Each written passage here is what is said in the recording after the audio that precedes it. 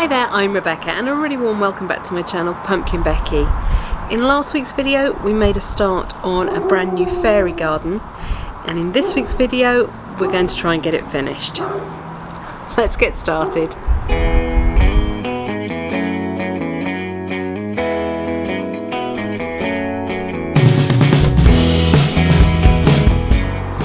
So here's a collection of plants that I plan to use. Some of them are from the local garden centre and some of them are from a company called plantsforsmallgardens.co.uk. There will be a link to them in the description. I use them on George's garden actually, so I'm always go and check out some of the other plants that I bought from them then. I tried to go for different things this time.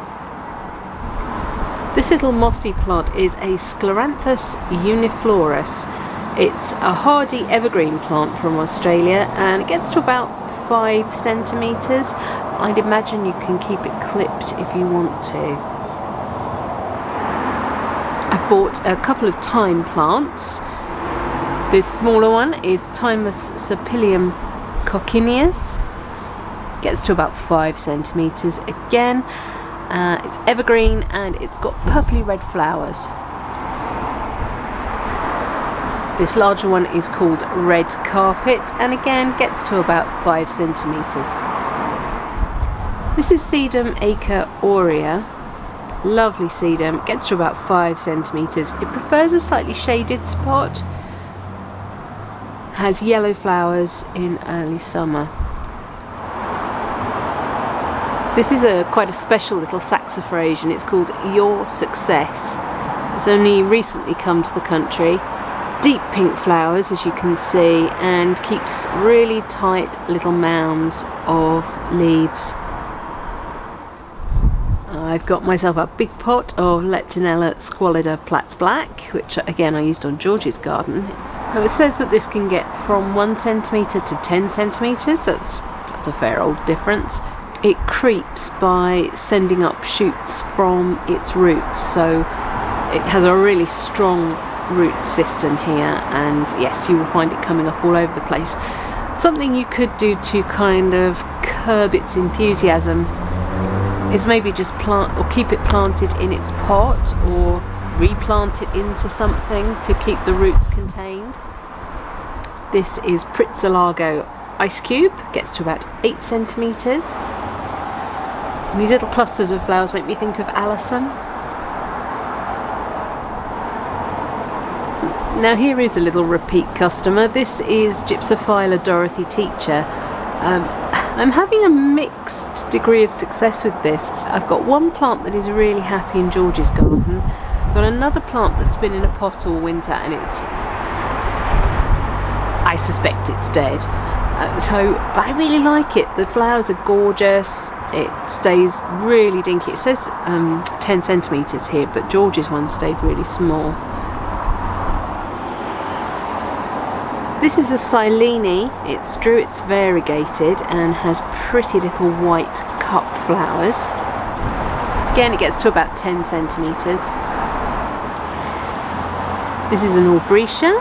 It's Florado Rose. Again, about 10 centimetres. It says it's got pink flowers, but these are kind of lavendery. Plants for Small Gardens do this amazing thing where if you place an order with them, they will send you one plant for free to try.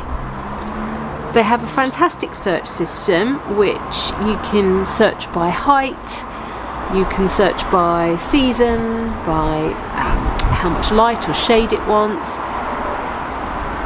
But the fact that you can search so specifically by height, and they really do tiny height plants like the mossy things and the Leptinella, that for fairy gardening they are fantastic.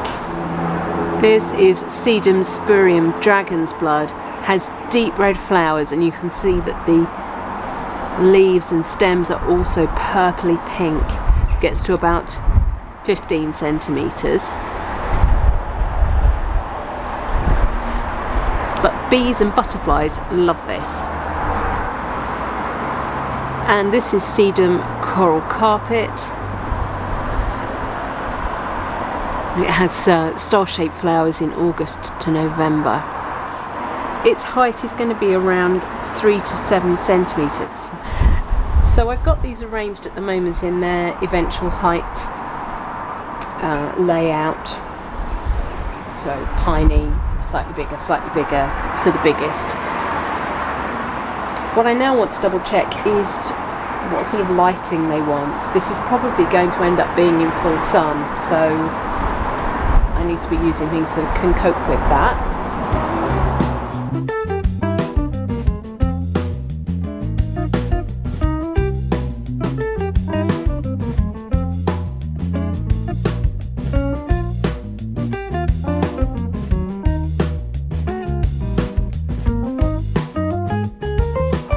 So out of that, the only two that I'm possibly going to discount, although maybe not entirely, are the Leptonella and the Sedum aurea.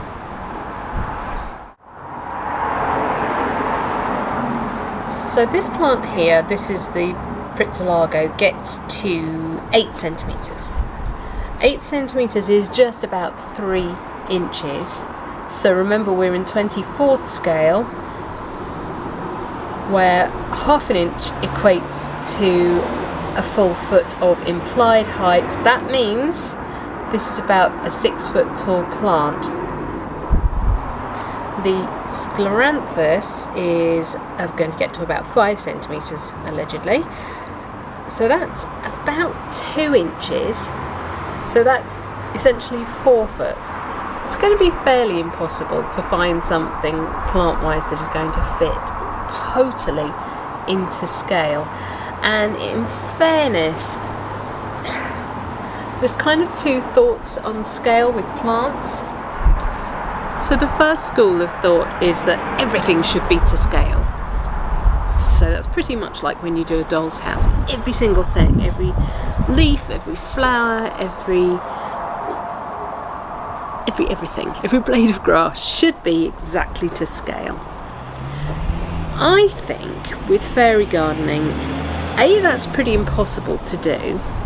You can approximate and you can imagine that something is more to scale, or you can look at it that if a fairy was living in your garden and it had taken over these pots and it had gathered itself some plants together, the plants wouldn't immediately miniaturize themselves to the size of the fairy. So you're going to find your fairy, for example, using, I don't know, an acorn cup as perhaps a soup bowl or something. It's how you look at it. Are you looking at it more as a miniature garden? Are you looking at it more as a fairy garden? For my purposes, I'm going with a fairy garden, which means that the fairy exists within the normal landscape. And whilst my fairy will have chosen her favourite plants from the garden that she finds easy to tend, it won't be the case that they have shrunk to be in her garden. Does that make sense? I hope so. I've been reading some really fun books about fairy gardening and also a little bit about land art, and I've also been looking at Dungeons and Dragons modelling to try and get a handle on what it is I want from my fairy garden. And I think it's completely valid to look at as many different resources as you can. This is your fairy garden. There are no mistakes. If something doesn't look right, don't use it. If something gets a bit big, take it out and put something else in its place. You can keep these fairy gardens going for years and years if you tend them like a normal garden. But I think now's the time to get some more planting done. So this is where we found ourselves at the end of the last video. We've got our main structural trees in, a little pine here, our Chamaecyparis and our little juniper. And now we can start putting in the other plants. I'm going to power through this a little bit. I'm going to use lower things towards the fronts Maybe put in the taller things towards the back-ish, mix it up a little bit. Remember, that's the flow, so I've got a nice big space here. And then I'll slow the video down again once we get to the hard landscaping.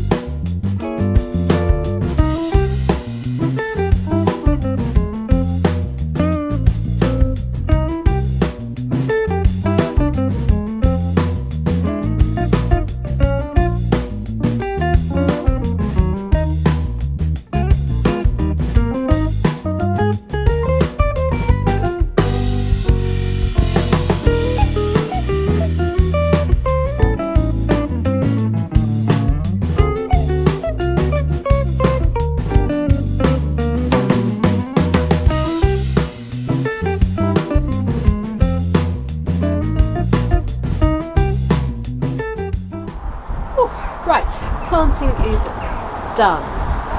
I've also gone around and just cleaned up some of the sand paths as well, and what I want to do now is just make sure that the border edging for the paths is up as high as I want it.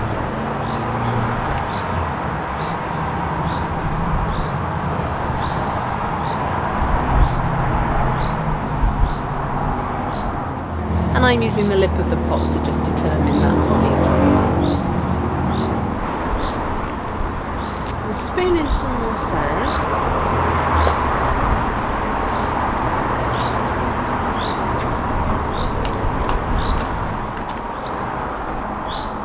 I'm trying to create a really good firm, level-ish base.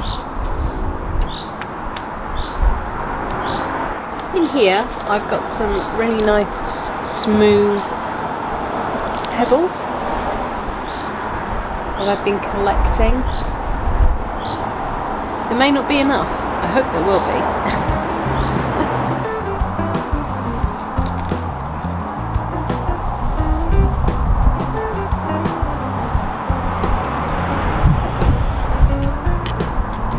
Don't forget you've got to get mortar in here as well, and enough mortar to actually hold these solid. So don't go crazy with the sand.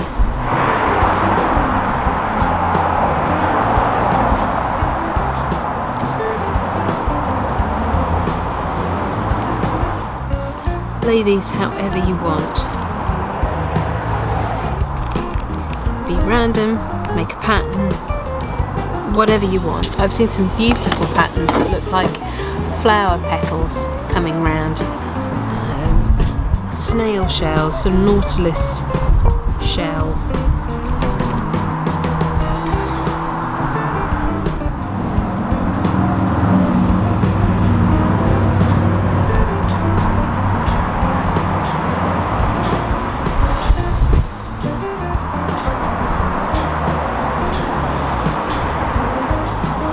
Not everybody's going to feel up to this level of detailing, but there are sheets of tiles.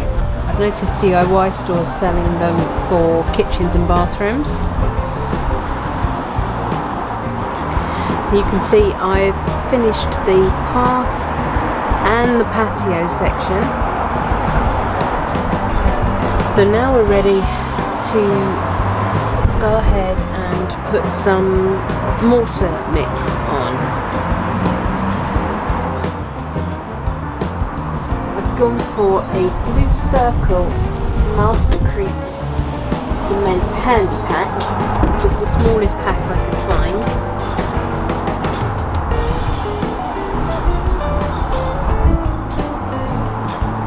I'm just going to start adding it over the path.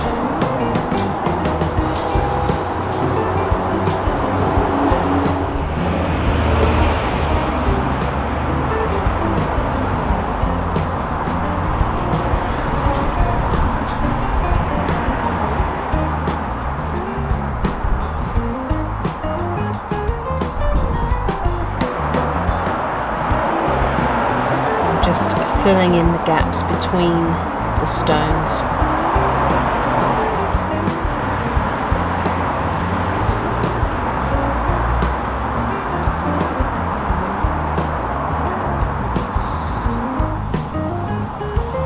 Be very patient and deliberate.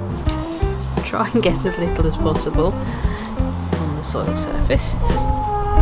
Bunty! I've got a feeling there's a really good reason you don't see many people actually do this on film. That's probably because it's actually really stressful. It's so tiny.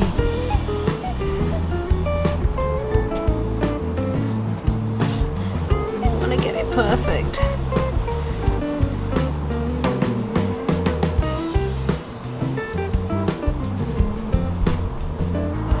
So I've now finished putting on all the cement mortar to fix the patio and the footpath in place, and I'm going to spray this down and start to damp off my cement.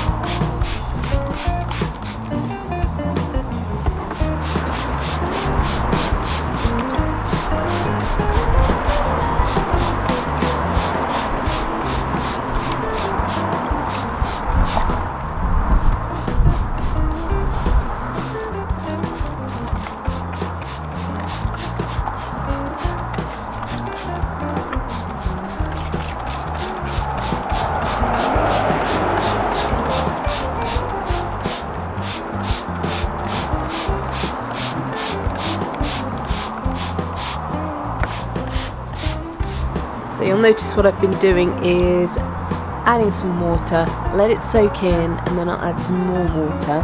That seems to be helping it level nicely, and it's also helping it clean off the stones quite well. I'm also going to take the time to remove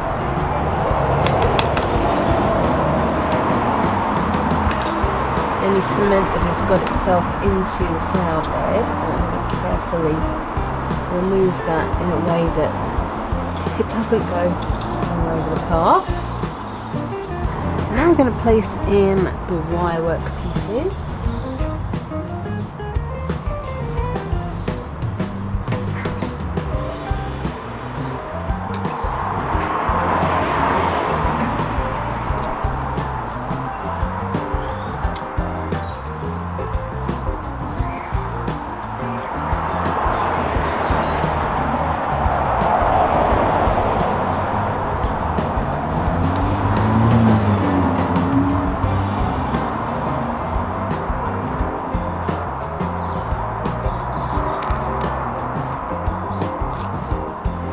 In this planter, I'm going to take some much taller stones,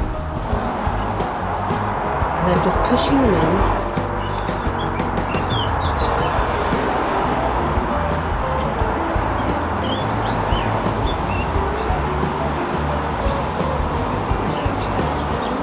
And this is going to give the garden a stepping stone path that I won't have to mortar in.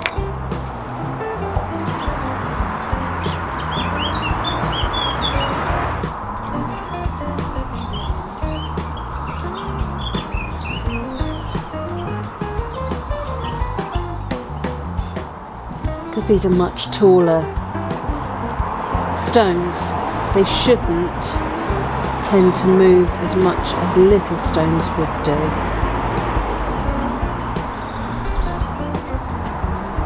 Just gathered some nice mosses.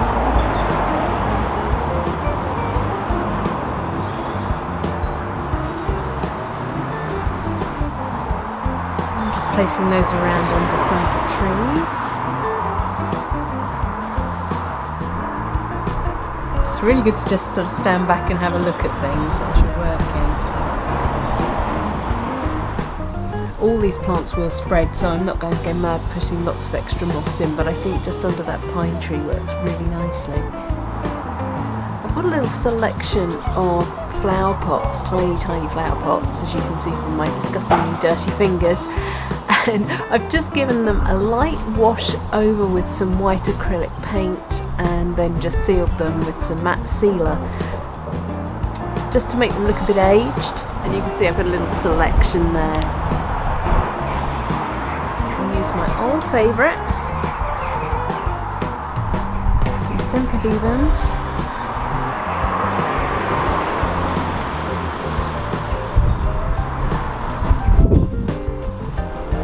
Tiny bit of compost in my tiny little pot. Isn't that sweet?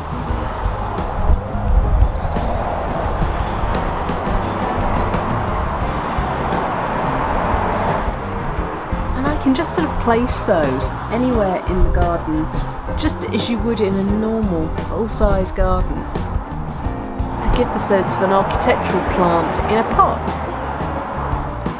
I love this little acanthus one, it's really sweet.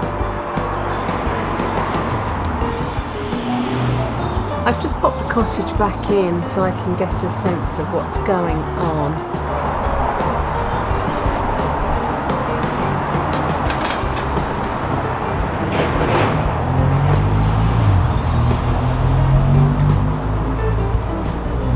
Also got some little gardening tools and a little gardening trolley.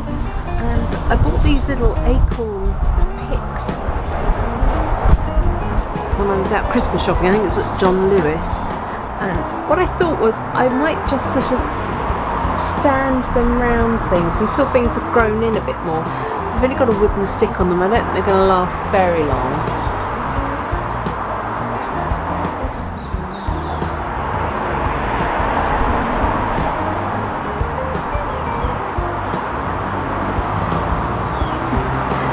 Kind of fun.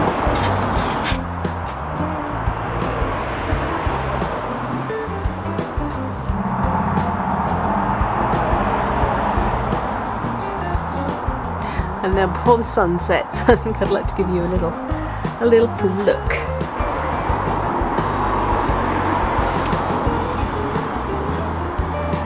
So here we are with the first garden and the arbour and the path.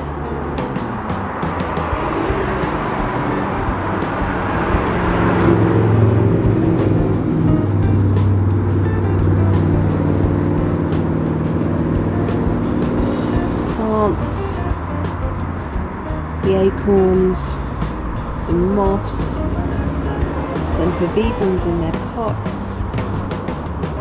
Here's the little pine tree next to the wibbly wobbly fence. And then you continue up the path into the next pot, along the cobblestone path, past a planter of sedums, more sempervivum, variegated silene, the Camasiparis, the juniper, gardening tools, and the suggestion of a cottage, and the plants surrounding it.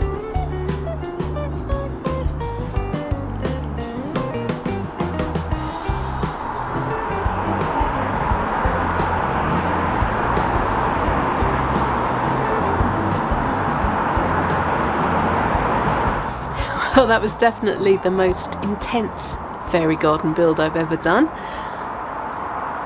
I'm so pleased with the results though. It just looks so cute. I love that it's on 2 levels. If I wanted to exaggerate that, I could easily stand the big one on something else just to lift it right up. Maybe I'd need to give the fairies a step ladder to get from one to the other. Although they have got wings, so maybe not. Right, that is it for this week's video. Thank you so much for watching. I hope you've really enjoyed this 2-parter, and if you'd like me to do more, slightly more intense builds, then do let me know. Please remember to rate, share and subscribe to me here on YouTube. And until next time, bye!